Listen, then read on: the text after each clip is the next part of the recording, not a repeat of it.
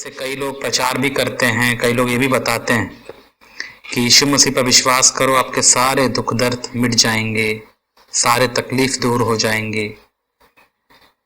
ये एक सबसे बड़ा झूठ है जो कई मसीही प्रचारक भी आजकल सुनाते हैं, बताते हैं, क्योंकि वो लोगों को अपनी ओर आकर्षित करना चाहते हैं।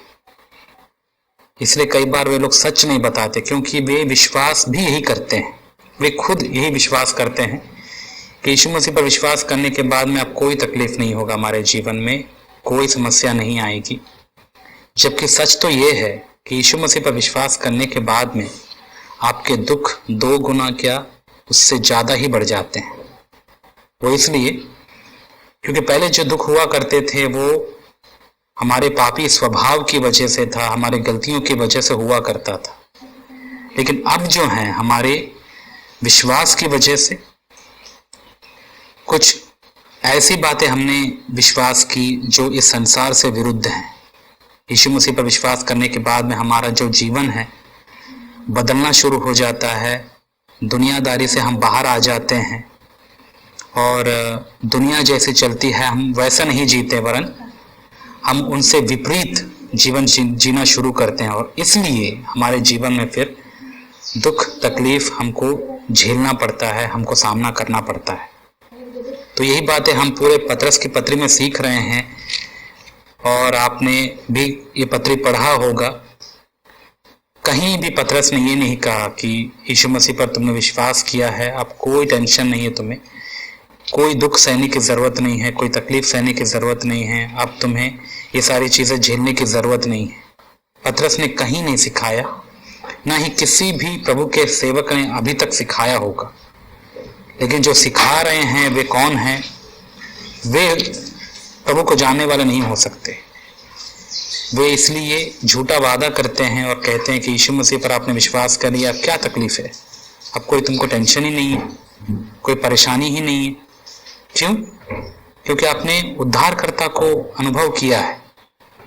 और ऐसे झूठे प्रचारक बहुत हैं आज के समय में, और मैं यही दोहराना चाहूँगा कि ऐसे प्रचारकों को आप ना ही सुने, जो अच्छी अच्छी बातें, इस संसार की खुशी से संबंधित बातें, इस संसार में आनंद दिलाने वाली बातें, कोई दुख तकलीफ नहीं होगा, ऐसे चीज़ों को बताने वाली बातें बताते हैं, जो शारीरिक सुख, शारीरिक समृद्धि, सांसारिक समृद्धि के विषय में बहुत ज़्यादा फोकस करने वाले जो लोग हैं, जो कभी विश्वास नहीं करते कि एक व्यक्ति यीशु मसीह पर विश्वास करने के बाद भी बीमार पड़ सकता है, गरीबी में अपना जीवन बिता सकता है। और इसीलिए मैं समझता हूँ कि यीशु मसीह पर विश्वास करने वाला कोई भी करोड़पति नहीं होता। पता है क्यों? क्योंकि वो ईमानदारी से जीवन बिताता है। और इस संसार में ईमानदारी से यदि कोई जीवन बिता रहा है तो मुझे नहीं लगता कि वो करोड़पति या बहुत पैसे वाला हो सकता है। क्योंकि जितने भी पैसे वाले होते हैं वे ईमानदारी से कभी भी पैसा नहीं कमा रहे होते हैं। वो हर तरीके से घपला, छल, धोखा ऐसे करके ही वे लोग अमीर बनते हैं। क्योंकि संसार में यदि अमीर होना है तो हमें एक दूसरे से बढ़कर होना पड़ेगा। एक दूसरे को बिना धोखा दिए इस संसार में बड़ा बनना या अमीर बनना संभव नहीं है। और यही एक कारण है कि हम जो यीशु मसीह पर विश्वास करते हैं हम बहुत पैसे वाले नहीं होते हैं। वो इसलिए क्योंकि हम छल नहीं कर सकते हैं, हम धोखा नहीं कर सकते हैं, जितना है उसी में संतुष्ट होते हैं।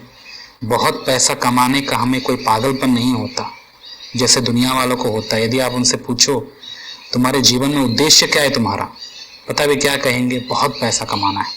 क्यों? पैसा ही उनका ईश्वर है। और ये यदि चाह या अभिलाषा यदि आप में और मुझ में है तो ये बड़े दुख की बात है। इससे पता चलता है कि अब तक हमने यीशु मसीह को नहीं समझा, यीशु मसीह को हमने नहीं जाना। इसीलिए अभी भी वो सारी बुरी लालसाएं, इच्छाएं हमारे जीवन में है जैसे संसार वालों में होती। इसलिए इन चीज़ों से हमको दूर रहना है। प्रभु आपके मेहनत के अनुसार आपको देंगे। ज़्यादा के लालच में आप प्रभु को खो सकते हैं। इसीलिए मेहनत करिए, जितना प्रभु ने आपको ताकत दिया है, जितना आपको समझ दिया है परमेश्वर ने, पूरा मेहनत करिए उस मेहनत का फल प्रभु आपको देगा। वो चाहे ज्यादा में दे या कम में दे, वो आपको देगा और उसी में ही संतुष्ट होना है। इसलिए परमेश्वर कभी भी आपकी जरूरतों को पूरा ना करे, ऐसा हो ही नहीं सकता। परमेश्वर हमारी जरूरतों को पूरी करेंगे। चाहते बहुत होती है मन में, चाहते पूरी हो ना हो, लेकिन जरूरतें आपके प्रभु पूरी करेंगे। क्योंकि ऐसा इसलिए परमेश्वर करते हैं क्योंकि हम प्रभु पर भरोसा रखना सीखें, पैसों पर नहीं, हमारे संपत्ति पर नहीं। इसलिए परमेश्वर पता है हमेशा एक साथ सब कुछ नहीं दे देते, थोड़ा थोड़ा करके जितना हमको जरूरत है उतना ही वो हमको देते हैं। इसलिए दुनिया वालों के समान पैसों के पीछे, सुख के पीछे, इस संसार में आराम से जिंदगी बिताना है, ऐसा सोचकर समझकर इन चीजों के पीछे हम मूर्खता से भागे ना। वरन जैसे यीशु मसीह ने कहा, पहले तुम उसके धर्म, उसके राज्य की खोज करो, ये बाकी सारी चीजें जो संसार की हैं वो तुमको प्रभु दे देंगे, वो जोड़ देंगे आपके जीवन में। राइट? तो ऐसी कुछ बातें हमने पिछली बार सीखा है, विशेष करके दुख सहने के विषय में। और हमने एक और बात भी सीखा कि अच्छाई के लिए यदि हम दुख सह भी रहे हैं तो ये बहुत अच्छी बात है। राइट? बुरा करने के बाद में यदि कोई दुख सहता है तो ये उसका फल है, मतलब उसने बुरा किया और उसको परिणाम मिला। यदि कोई संसार में बुरा करता है, फॉर एग्जाम्पल चोरी करता है, तो चोरी का उसको क्या मिलता है? सजा मिलता है, उसका दंड मिलता है। उसने बहुत बड़ा ग्रेट काम नहीं किया और यदि वो दंड सही भी रहा है सहनशीलता दिखाते हुए, तो उसमें क्या महानता है बताइए?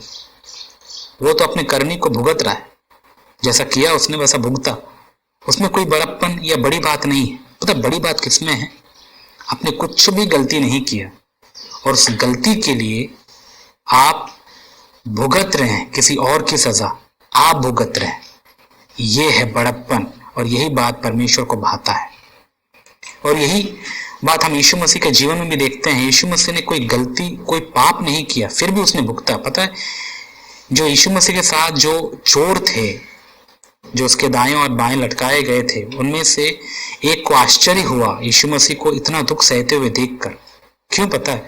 उनको आश्चर्य इसलिए नहीं हुआ कि वे दुख सह रहे थे खुद, उनको आश्चर्य इस बात का हुआ कि ये व्यक्ति जिसको हम यीशु कहते हैं, इसने ना तो कुछ गलती किया ना कोई पाप किया, उसको इतनी बड़ी और भयंकर शर्मनाक सजा यानी क्रूस की सजा उसको दी गई और वो चुपचाप सहता रहा बिना एक शब्द बोले।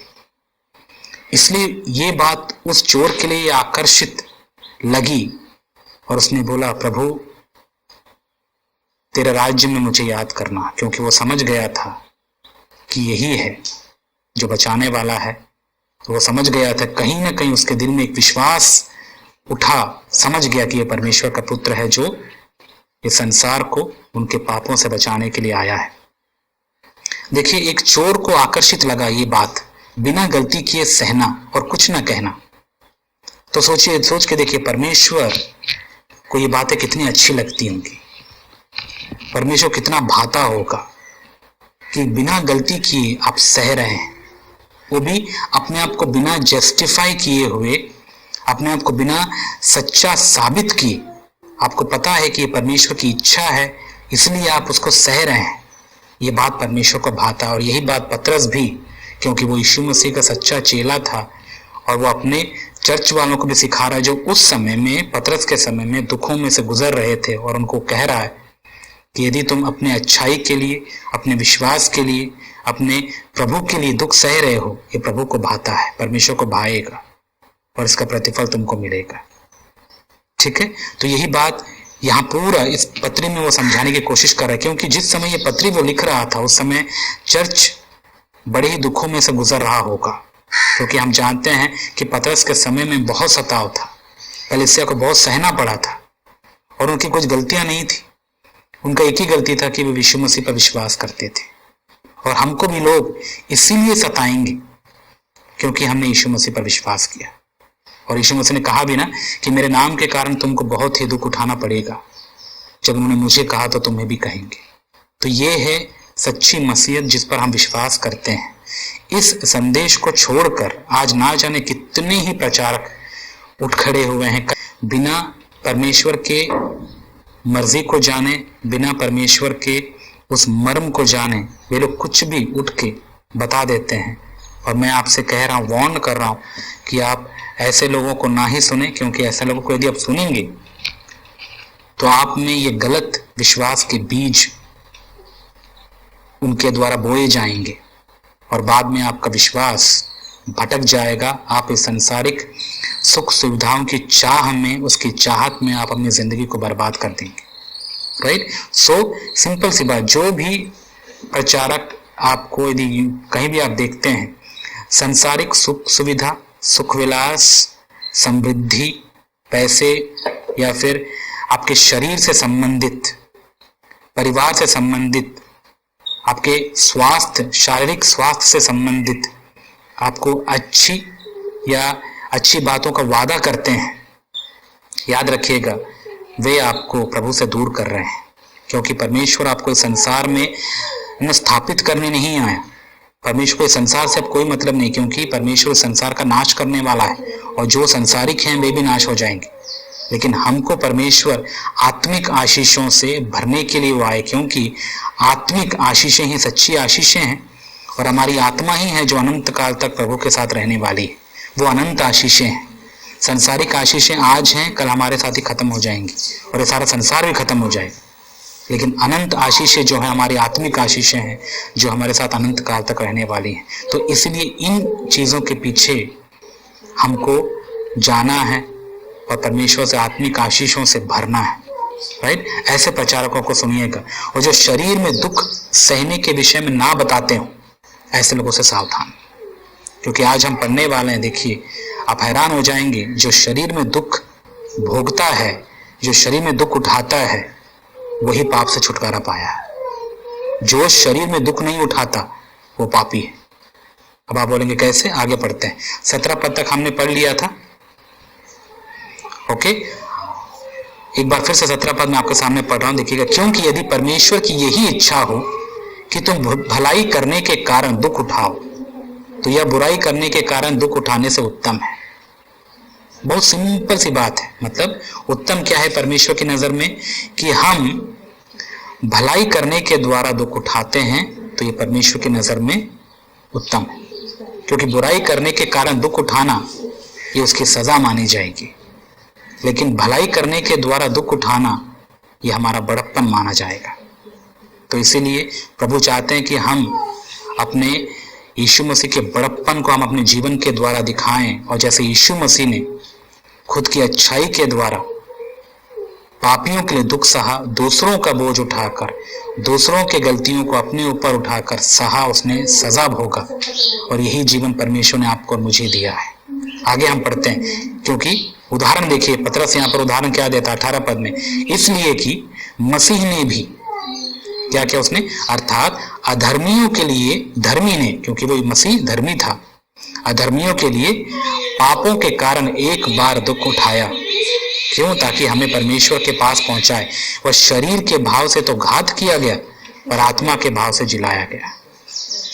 मतलब यहाँ पर यीशु मसीह का उदाहरण लेते हुए पतरस ये सिखा रहे हैं कलीसिया वालों को कि देखो, मसीह के जीवन को आप देखो, उसकी कोई गलती नहीं थी, उसने कोई पाप नहीं किया, और बिना कोई गलती किए, बिना कोई पाप किए उसने दुख भोगा। किसके लिए? अधर्मियों के लिए, पापियों के लिए। उन्होंने जो जिंदगी भर परमेश्वर के विरुद्ध काम करते रहे, ऐसे लोगों को कोई दुख उठाता है? ऐसे लोगों को कोई सहता है? पता, मसीह होने की वजह से हम भी ऐसे ही हैं। कई बार हमको हमारे घर वालों की वजह से दुख उठाना पड़ेगा। कई बार हम लोगों को दूसरों की गलतियों की सजा हमको भोगना पड़ेगा। तो ऐसे सजा लेने के लिए आप घबराएं ना। आप ये मत सोचिए नहीं, मैंने कोई गलती नहीं की, मैं क्यों सजा उठाऊं। पता है, यही मसीहियत है। मसीह लोग क्या करते हैं पता है? दूसरे जो गलत काम करते हैं उसको भी वे लोग क्या कर लेते हैं, खुद सहने की हिम्मत रखते हैं। और जो दूसरों के गलतियों की सजा को सहने की हिम्मत नहीं रखते, वे काहे के मसीह? वे तो फिर फरीसी हुए। क्योंकि फरीसियों के अनुसार न्याय क्या है पता है? जिसने गलती किया उसको ही भुगतना है। लेकिन मसीहत हमें क्या सिखाता है? जिसने गलती किया उसकी क्षमा के लिए, उसको बख्शने के लिए, उसको जीवन देने के लिए मसीह हमारे बदले मर जाता है। और यही जीवन हमको प्रभु ने दिया। यदि हम मसीही हैं तो हमें दूसरों की गलती ढांपने के लिए, उनकी क्षमा के लिए दुआ करते हुए अपना बलिदान करें। यही मसीहत हमको सिखाता है। और यही बात पतरस ने भी उनको सिखाया। देखिए वो क्या सिखा रहा है। इसलिए मसीह ने भी, अर्थात अधर्मियों के लिए धर्मी ने पापों के कारण एक बार दुख उठाया ताकि हमें परमेश्वर के पास पहुंचाए। वह शरीर के भाव से तो घात किया गया पर आत्मा के भाव से जिलाया गया। मतलब शरीर में उसने दुख उठाया। याद रखिएगा, हमारा प्रभु शरीर में दुख उठाया। और आज पता है दुनिया कहां भाग रही है? शरीर में उसको दुख नहीं चाहिए भाई। शरीर में उसको कोई दुख नहीं चाहिए। ना ही उसको बीमारी चाहिए, ना ही उसको गर्मी चाहिए, ना ही उसको ठंड चाहिए, ना ही उसके ईगो को कोई चोट पहुंचाए, ना ही उसको कुछ कोई बोले, उसको कुछ ना बोले। उसका शरीर हमेशा सुख, सुविधा और अच्छाई में रहे और उसको हर प्रकार का कंफर्ट चाहिए। इसलिए आज देखिए कई लोग जो होते हैं संसारिक सुख सुविधाओं में क्या करने के लिए पता है? शरीर को स्वस्थ रखने के लिए, शरीर को कोई दुख ना देने के लिए वे लोग काम ही नहीं करते हैं। गौर किया आपने? आजकल मेहनत करने वाले हैं, आपको लगता है? सोच के देखिए कहां गए मेहनत करने वाले जो शरीर को दुख सहने के लिए मजबूर करते थे। आप अपने मम्मी पापा को देखिए, उनके, हमारे दादा दादियों, उनको देखिए आप क्या मेहनत करते थे वे लोग। आज हैं ऐसे लोग? बिल्कुल नहीं मिलेंगे आपको। पता है क्यों? ये समय ही ऐसा है। जैसे कि पतरस ने, पौलुस ने भी बताया है दूसरे तिमोथियों के पत्र में, अंत के दिनों में प्लेजर यानी सुख विलास के चाहने वाले होंगे। सुख विलास मतलब उनके शरीर को हमेशा सुख मिलना चाहिए। मानसिक सुख, शारीरिक सुख, हर प्रकार का जो सुख होता है शरीर के लिए उनको मिलना चाहिए। वे दुख नहीं सह सकते हैं भाई। आपको लगता है मसीह लोग हैं? मुझे नहीं लगता। ये संसारिक लोग हैं जो मसीह का लेबल लगाए हुए चर्चेस में आजकल बैठे हों।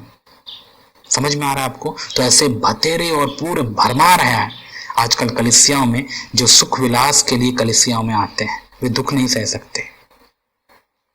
पहले समय में लोग घरों में इकट्ठा हुआ करते थे, पता है, और हर दिन वे लोग घरों में इकट्ठा होकर प्रार्थना किया करते थे। आजकल यदि किसी को घरों में बुलाओ प्रार्थना करने के लिए, वे नहीं आते, बिल्कुल नहीं आते। क्यों? वो घर में एसी नहीं है ना, ठीक से फैसिलिटी नहीं है ना, बैठ नहीं पाएंगे। समझ नहीं आता। यीशु मसीह के समय में वे लोग जंगलों में भी चले जाते थे वचन सुनने के लिए। क्या भूखे थे। यूहन्ना बपतिस्मा दाता के बारे में आप देखिए, वो कोई उनके घर में जाकर प्रचार नहीं किया, उनको गॉस्पेल ट्रैक्ट या फिर परमेश्वर का वचन नहीं सुनाने गया था। वो जंगल में था, पानी के अंदर था बपतिस्मा देते हुए, और लोग उसके बारे में जानकर जगह जगह से उसके पास गए हैं वचन सुनने के लिए, बपतिस्मा लेने के लिए। सोच के देखिए क्या भूख, क्या प्यास थी उनको परमेश्वर के लिए। आज यदि हम गौर करें मसीहों के जीवन में इतना भूख और प्यास, पता है किस चीज के लिए? सुख विलास के लिए, प्रभु के लिए नहीं।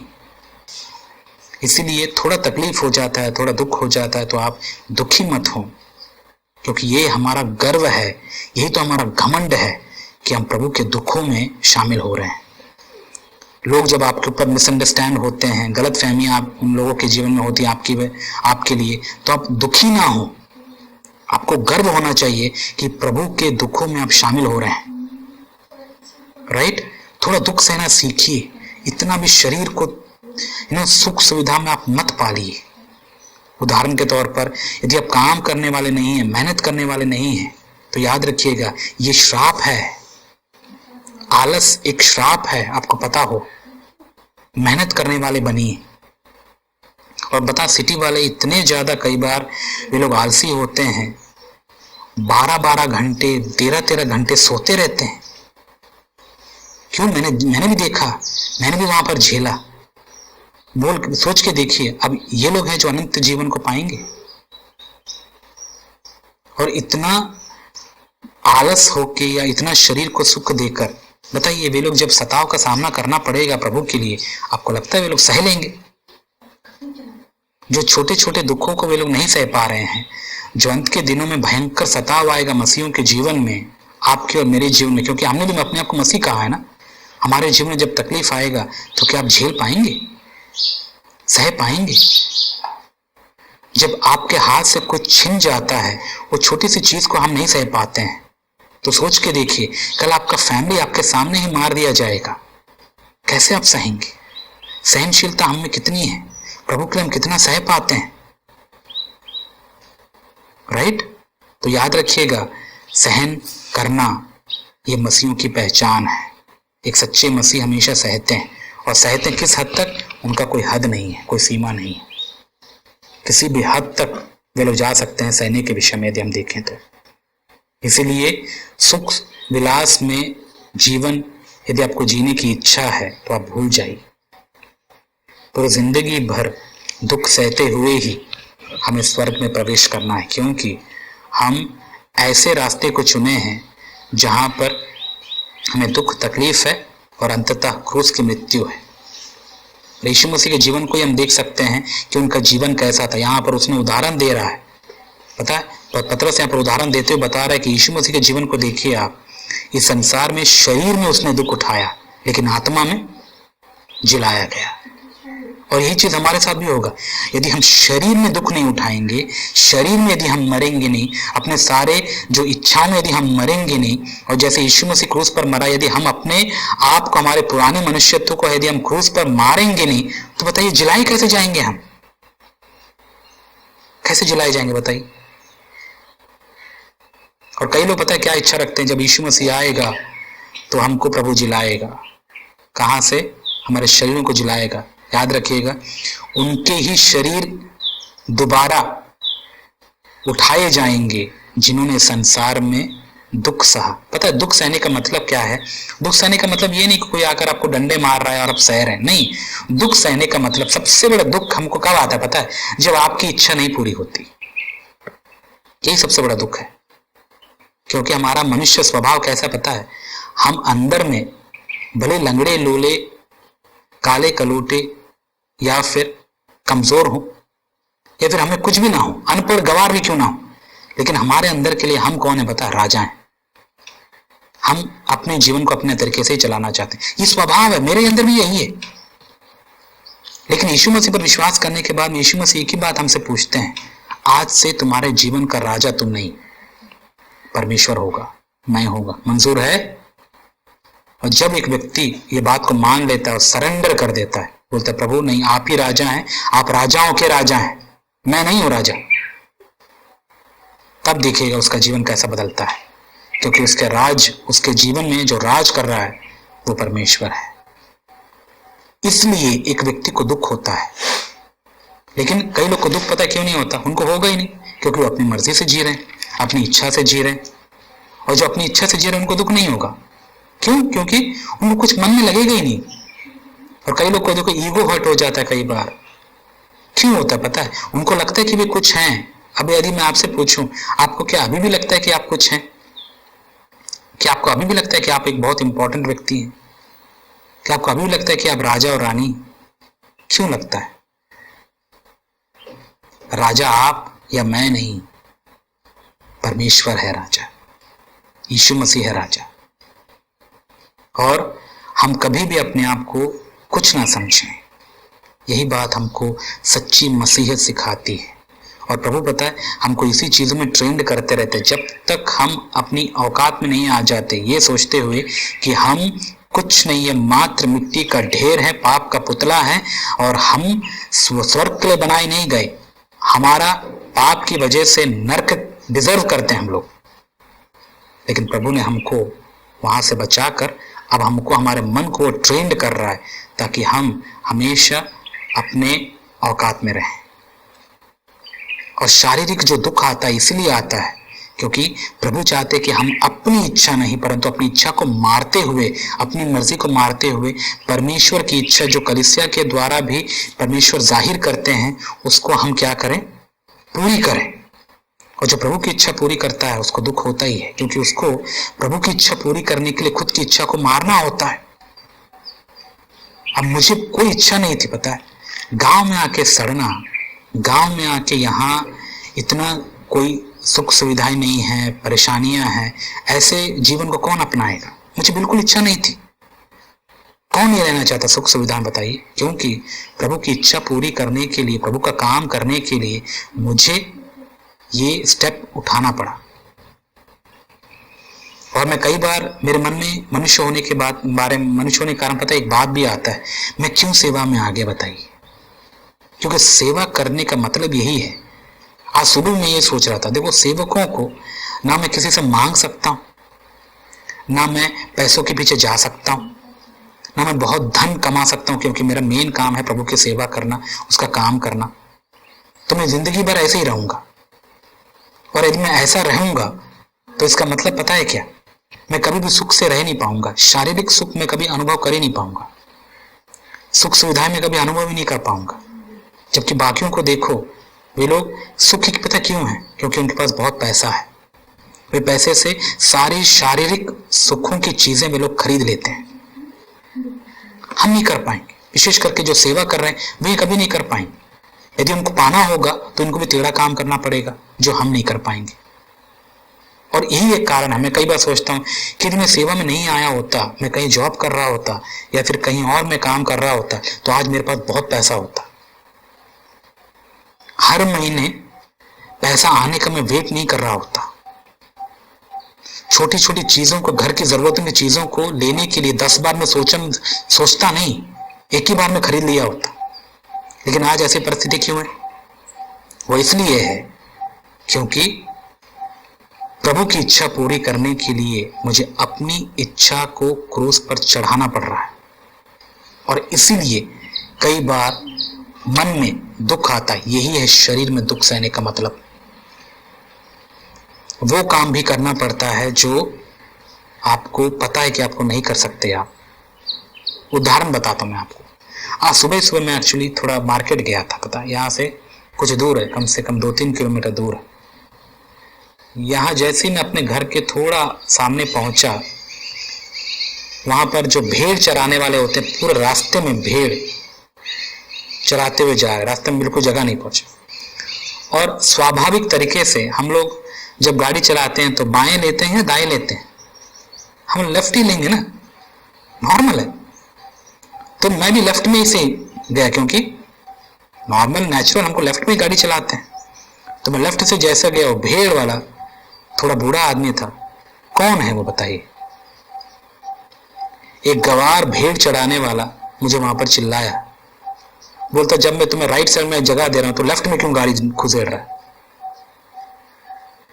मुझे कुछ महसूस नहीं हुआ, लेकिन वहीं पास में मेरे कजिन्स बैठे हुए थे, जो मुझे अंकल बोलते हैं, वो लोग बैठे हुए थे। वो चिल्लाने लगे उनको, वो बूढ़े आदमी को। अब मैं तो सही के चुपचाप वापस आ जाता, लेकिन वहां वो झगड़ा कर लेते, कैसे तुम्हारी हिम्मत हुई हमारे अंकल को बोलने का। अब सोच रहे हैं आप। और सच बताऊं मैं आपको, मुझे दुख हुआ, लेकिन बाद में मैंने अपने प्रभु को देखकर ये सोचा, छोड़ो, बूढ़ा आदमी है, उम्र में बड़ा है, मुझे ऐसा नहीं कहना चाहिए। भले मैं सही था, लेकिन चलो थोड़ी देर के लिए उसको सही हो जाने दो, हम ही गलती सही। थोड़ा सुन लिए तो कुछ बिगड़ नहीं गया। चुपचाप वहां से मैं बिना एक शब्द बोले वहां से निकल आया। अब इन दुनिया की नजर में पता है क्या, हम कमजोर हैं, लेकिन उस समय मैं जानता हूं, जब मैंने अपने ईगो को, अपने घमंड को वहां पर मैंने कुचला, प्रभु को महिमा देने के लिए, शैतान वहां पर हारा और वहां पर परमेश्वर की जीत हुई। ऐसे हमको शैतान से जीतना है, परमेश्वर को जिताना है। यदि आप लोगों से भिड़ जाएंगे, अपने आप को सही साबित करने की आप कोशिश करेंगे, कई लोग हम ऐसे करते हैं। मैं आपको एक सच बताऊं, मैंने हमेशा एक बात सीखा, अभी मैं सीख रहा हूं, जो कभी भी अपने आप को सही साबित करने की कोई जरूरत नहीं है, विशेष करके मनुष्यों के सामने। यदि आप गलत भी नहीं है, कोई बात नहीं, छोड़ दो, जाने दो उसको। लोग चलो गलत बोलने ही दो आपको, कोई बात नहीं। कितनों को साबित करेंगे बताइए आप? हर किसी को साबित करते रहेंगे मैं सही हूं, मैं सही हूं, मैं सही। कितनों को करेंगे आप? इसलिए कई बार हार जाना ही अच्छा है, क्योंकि हमको पता है एक दिन सच्चा न्यायी आएगा इस संसार में न्याय करने के लिए। वो जब न्याय करेगा, सबका भली भांति न्याय करेगा। उस समय प्रभु दूध का दूध और पानी का पानी कर देगा। तब तक इंतजार करें हम। इसलिए कई बार अन्याय सहना ही अच्छा है। हर किसी को आप प्रूफ मत करते रहिए कि आप सही हैं, आप सही हैं, आप सही हैं। नहीं कर पाएंगे आप। यदि आप करेंगे तो कोई विश्वास नहीं करेगा। इसलिए कई बार मैं भी क्या करता हूँ, चुपचाप आ जाता हूँ, कुछ नहीं बोलता। तुमको जो समझना समझ लो, क्योंकि मेरे पास इतना टाइम नहीं है कि मैं अपने आप को साबित करूं कि मैं सही हूं। कई चीजें आपको साबित करने की जरूरत नहीं। आप सही हैं तो रहने दीजिए सही। आप यदि सही गलत, अब कोई लोगों को लगता है कि आप गलत हैं, कोई बात नहीं, लोगों से करना क्या है।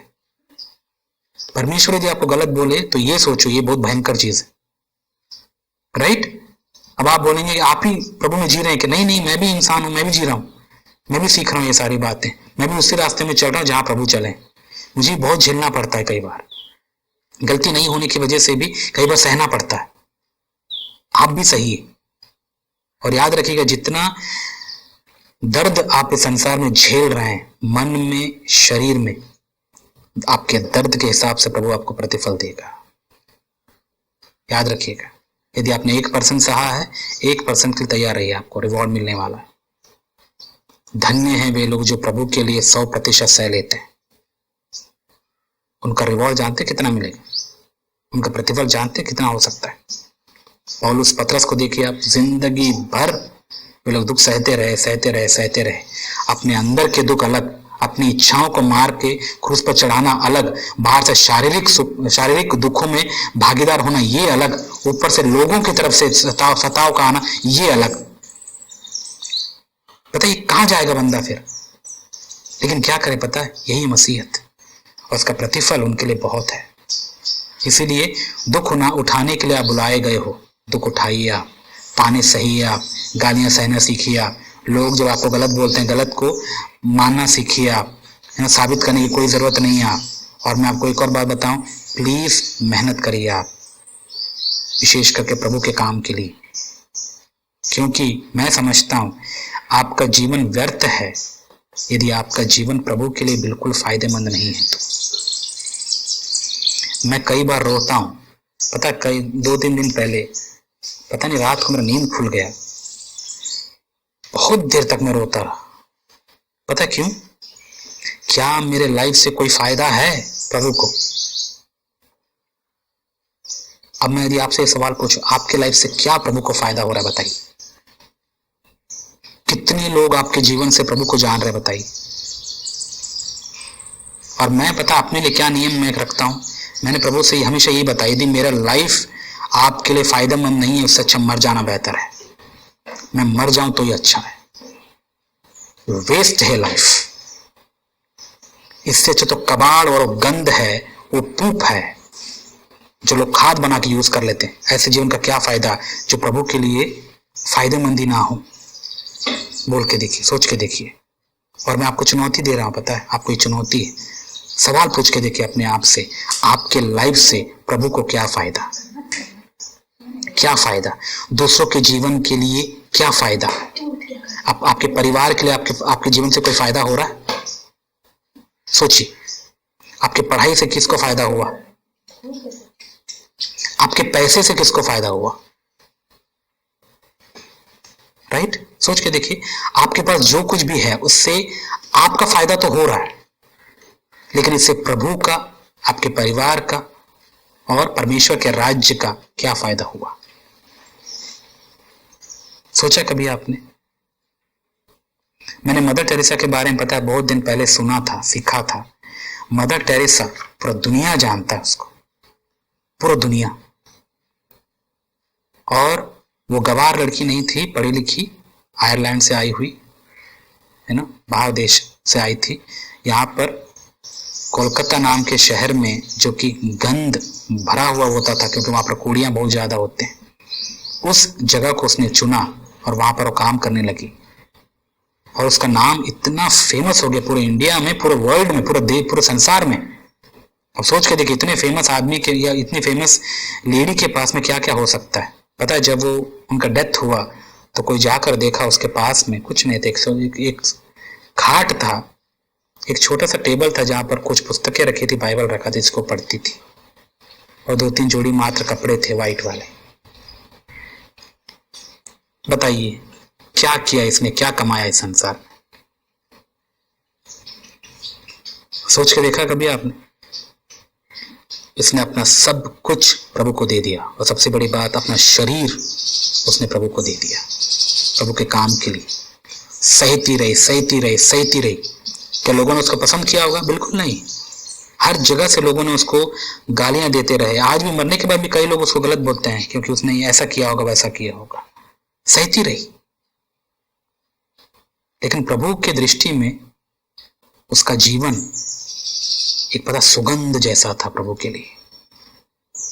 और ये चुनौती पता आपके लिए भी, मेरे लिए भी है। मैं आपको सच कहता हूं, मैं हमेशा यही दुआ करता हूं कि प्रभु, यदि मेरे जीवन से कम एक व्यक्ति को यदि फायदा नहीं हो रहा है ना, बेटर है, भला है कि मैं मर जाऊं। फायदा नहीं है मेरे लाइफ से, मैं बोझ हूं इस संसार में।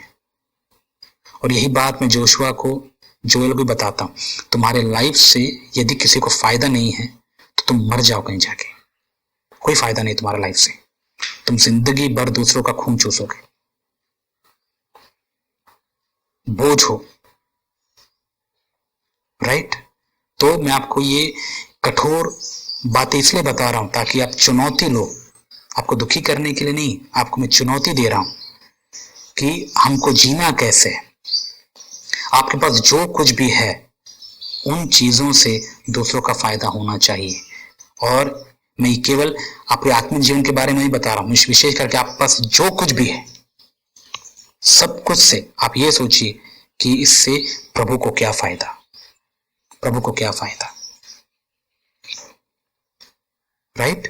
तो सोचिए, आपके शरीर से प्रभु को क्या फायदा, आपके फोन से प्रभु को क्या फायदा, आपके कंप्यूटर से प्रभु को क्या फायदा, आपके जेब में जो पैसे हैं उससे प्रभु को क्या फायदा, आपके कपड़ों से प्रभु का क्या फायदा। आप कपड़ों के विषय में मैंने पहले ही बताया, दुनिया वाले गंद पहनते हैं, उससे पता किसका फायदा होता है? शैतान का फायदा होता है। आपके कपड़ों से प्रभु का फायदा होता है। सोच के देखिए, क्या प्रभु का फायदा होता है? प्रभु का राज्य या प्रभु की महिमा होती है? क्या आपको देखकर लोग बोलते हैं, अरे ये तो वो हीरो जैसा दिखता है, संसारिक, ये वो हीरोइन जैसी दिखती है? मैं बताऊं आपको सच, आपके नाखून से भी प्रभु का महिमा होना चाहिए। आपके नाखून से भी प्रभु को फायदा होना चाहिए। अब वो कैसे करेंगे आप सोचिए। इसीलिए पता है बाइबल में भजनकार क्या बोलता है? हे मेरे मन प्रभु को धन्य कहे, उसके किसी उपकार को नहीं भूलना। अपने मन को भी वो क्या कर रहा है पता है? प्रभु को धन्य कहने के लिए कह रहा है। सब कुछ जो मुझ में है उसके नाम को धन्य कहे। सब कुछ मतलब जो कुछ भी आपके पास है। क्या क्या आपके पास? आपका खुद का शरीर है, आपका ताकत है, आपका समझ है, आपकी बुद्धि है, आपका परिवार है, आपके बच्चे हैं, आपका काम है, आपका पैसा है, और जो कुछ भी प्रभु ने आपको दिया, सब कुछ प्रभु ने आपको दिया है। क्यों पता है? उसके लिए, उसके फायदे के लिए, आपके लिए नहीं है। मैं ऐसा समझता हूं, क्योंकि मैं प्रभु में बढ़ रहा हूं, तो मुझे समझ में आता है मेरा क्या है। बताओ, इज्जत भी मेरी नहीं, मैं इज्जत की भी कैसे या क्यों चिंता करूं? कोई मुझे इज्जत देगा? मैं इज्जत के लायक नहीं हूं। इज्जत के लायक केवल प्रभु है। देख रहे हैं आप, सब कुछ प्रभु का ही है। अब मैं आपसे पूछूं, क्या आप ऐसे जी रहे हैं? सोचिए, सोचिए। तो यहां पर पतरस की जो बातें हैं, यह हमको याद दिलाती हैं कि मसीही कैसा था। अपने अच्छाई के कारण उसने दुख उठाया, और ये परमेश्वर की नजर में बहुत ही धन्य था। और वो शरीर के भाव से, मतलब शरीर में उसने दुख उठाया, और क्योंकि वो शरीर में दुख उठाया, प्रभु ने उसको आत्मा में जिलाया। और देखिए आगे क्या लिखा है, और उसी में मतलब आत्मा में ही उसने जाकर कैदी आत्माओं को प्रचार किया। उसका आत्मा भी जाके प्रचार कर रहा है। कौन सी आत्माएं थी ये? आगे लिखा है, देखिए, जिन्होंने उस बीते समय में आज्ञा ना मानी, जब परमेश्वर नूह के दिनों में धीरज धरकर ठहरा रहा, और वह जहाज बन रहा था जिसमें बैठकर थोड़े लोग अर्थात 8 प्राणी पानी के द्वारा बच गए। मतलब किन लोगों को जाकर सुसमाचार सुनाया यीशु मसीह की आत्मा ने? नूह के समय में जो लोग थे, जो लोग अविश्वासी थे, जो परमेश्वर को नहीं मानते थे, उन पापियों की चिंता भी परमेश्वर ने किया, पता है। और चूंकि वे लोग मर चुके थे, शरीर के भाव से वे लोग परमेश्वर को नहीं जाने थे, परमेश्वर के बारे में नहीं समझ पाए थे। तो इसीलिए आत्मा के भाव से यीशु मसीह की आत्मा जाकर उस कैदी आत्माओं को जाकर उसने सुसमाचार सुनाया कि देखो मैं तुम्हारे पापों के लिए जान दे चुका हूं, मुझ पर विश्वास करके तुम उद्धार पा सकते हो। ये कैसा हुआ, कैसे हो सकता है मुझे नहीं मालूम, लेकिन हुआ, यहां पर लिखा है। अद्भुत है, आश्चर्य की बात है कि यीशु मसीह की आत्मा ने उन कैदी आत्माओं को जो अपने पाप में मर चुके थे उन तक को सुसमाचार सुनाया, ताकि अंत में कोई ये ना बोले कि हम तक सुसमाचार नहीं पहुंचा। सोच के देखिए, सबको इस संसार में, सभी को, यहां तक कि जो मर गए शायद उनको भी प्रभु मौका देते हैं कि वे प्रभु को जाने। इससे मेरे को लगता है कई बार एक जो सवाल उठता है ना, जो प्रभु को नहीं जाने हैं, बिना जाने जो मर गए हैं, उनका क्या होगा? क्योंकि उद्धार तो केवल यीशु मसीह में ही है। तो शायद मुझे ये लगता है कि जो आत्माएं बिना प्रभु का नाम सुने मर जाती होंगी, उनको प्रभु एक बार सुसमाचार सुनाते होंगे। यीशु मसीह के जी उठने का खुशखबरी उनको भी पहुंचा होगा, और तब उस समय उनको एक आखिरी मौका शायद मिला हो, और उस समय यदि उन्होंने यीशु मसीह पर विश्वास किया, शायद उनको मौका मिला हो प्रभु के पास आने का। हो सकता है, मैं श्योर नहीं हूं, बट ये पढ़कर मुझे शायद ऐसा लग रहा। तो सोच के देखिए, यीशु मसीह की आत्मा से भी मरी हुई आत्माओं को फायदा हुआ। क्यों? क्योंकि उसने शरीर में दुख उठाया। और आगे क्या दिखे, उसी पानी का दृष्टांत भी अर्थात बपतिस्मा यीशु मसीह के जी उठने के द्वारा अब तुम्हें बचाता है। इससे शरीर के मैल को दूर करने का अर्थ नहीं है, परंतु शुद्ध विवेक से परमेश्वर के वश में हो जाने का अर्थ है। अब ये बातें पतरस क्यों बता रहा है? ये बताने के लिए कि यीशु मसीह शरीर में दुख उठाया, आत्मा में जिलाया गया। और उस समय के लोग ये सोचते थे कि जो बपतिस्मा है, पानी में जाना, पानी में डूब के बाहर आना, जो कि उनको लगता होगा शायद मैल साफ करने के बराबर है। लेकिन यहाँ पर पतरस उनकी गलतफहमी को दूर करते हुए कहता है, नहीं, ये मैल साफ करने का अर्थ नहीं है बपतिस्मा पानी में डुबकी लगाने का जो मतलब है। ये अपने शुद्ध विवेक से परमेश्वर के वश में हो जाने का अर्थ है। मतलब एक व्यक्ति जब बपतिस्मा लेता है तो पता क्या बोल रहा है कि मैं मर गया प्रभु अपने पाप में, अब अपने आप को जो नए मैं उठ रहा हूं, अब ये जो उठा हुआ शरीर है वो आपका है, ये जो मेरी आत्मा है अब आपकी है, अब मैं अपना ना रहा, अब मैं आपका हो गया, अब मैं आपका गुलाम बन गया। उसके वश में हो जाने का मतलब है ये है बपतिस्मा। अपने पुराने मनुष्यत्व को आपने त्याग दिया, अब जो नया जो मनुष्यत्व बपतिस्मा के द्वारा अंदर बदलाव होने के द्वारा और शरीर से जिस प्रकार से आप पानी से बाहर आते हैं, उसका अर्थ यही है कि आप अपने आप को नए सिरे से प्रभु के हाथ में सौंप रहे हैं, उसके अपने आप को उसके वश में कर रहे हैं, ये कहते हुए कि प्रभु अब ये जो शरीर है ना, अब आपकी इच्छा के लिए जिएगा, आपकी मर्जी पूरा करेगा। मुझे पता है दुख आएगा इस शरीर में, क्योंकि अब ये शरीर आपकी इच्छा पूरी करेगा, मैं दुख सहने का तैयार हूं। तो यही किया आपने भी बपतिस्मा लेके, याद रखिएगा। और जो बपतिस्मा लेने वाले हैं, मैं आपको ये बात याद दिला दूं, बपतिस्मा लेना कोई बड़ी बात नहीं। आजकल गांव में डजन जाते हैं और लोग जाके, वो वहां एक बड़ा पास्टर आया भाई, उसके हाथ में बपतिस्मा लेके आ जाते हैं और उनको लगता है कि बपतिस्मा लेने से उनका मैल धुल गया, वो लोग स्वर्ग के अधिकारी हो गए। क्या उनको किसी ने भी ये बताया जो पतरस यहाँ पर बता रहा है कि बपतिस्मा लेने का मतलब है आप मर गए, अब आप आपके नहीं रहे। बपतिस्मा लेने का मतलब है आप प्रभु के हैं, प्रभु के वश में हो गए हैं, आप प्रभु के लोग बन गए हैं, प्रभु ने आपको खरीद लिया। तो जब प्रभु के हैं तो अपनी इच्छा आप कैसे जी सकते हैं? अपनी मर्जी से आप नहीं जी सकते हैं। आपका पुराना मनुष्य तो यीशु मसीह के साथ खत्म हो गया, उसको आपने दफना दिया। अब जो नए सिरे से जब उठे हैं, ये नया जो शरीर जो पानी से निकल कर आप बाहर आए, ये शरीर अब प्रभु का है। इसलिए शरीर गंदा नहीं कर सकते आप, क्योंकि परमेश्वर का मंदिर है, इसमें प्रभु रहता है। इसीलिए संसारिक बातों से अपने शरीर को आप गंदा ना करें। और ये चीज आपके लिए नहीं है, मेरे लिए भी है, हम सबके लिए, क्योंकि हम सभी प्रभु के हैं, खुद के नहीं। ओके, इस बात को याद रखिएगा।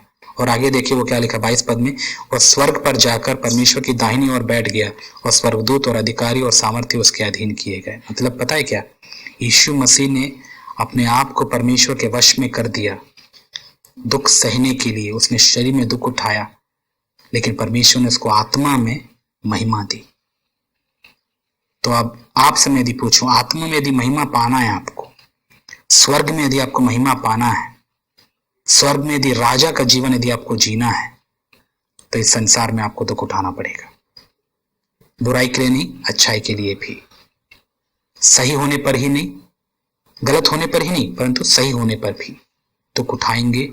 इस संसार में जितना आप शरीर में दुख उठाएंगे, उतना आप परमेश्वर के राज्य में आत्मा में महिमा पाएंगे, जैसे यीशु मसीह ने पाया। स्वर्गदूत और अधिकारी और सामर्थी यीशु मसीह के अधीन हो गए।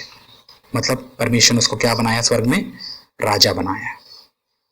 इसलिए हम परमेश्वर के बेटे और बेटियां, याद रखिएगा, हमारे अधीन भी स्वर्गदूत हो जाएंगे, क्योंकि जब हम वहां जाएंगे, क्योंकि स्वर्गदूत परमेश्वर के बेटे बेटियां नहीं है, वो परमेश्वर के नौकर हैं। हम हैं परमेश्वर के बेटे और बेटियां, क्योंकि यीशु मसीह के द्वारा, उसके खून से धोए गए लोग हैं, नया जन्म प्राप्त किए हुए लोग हैं यीशु मसीह के द्वारा पवित्र आत्मा में।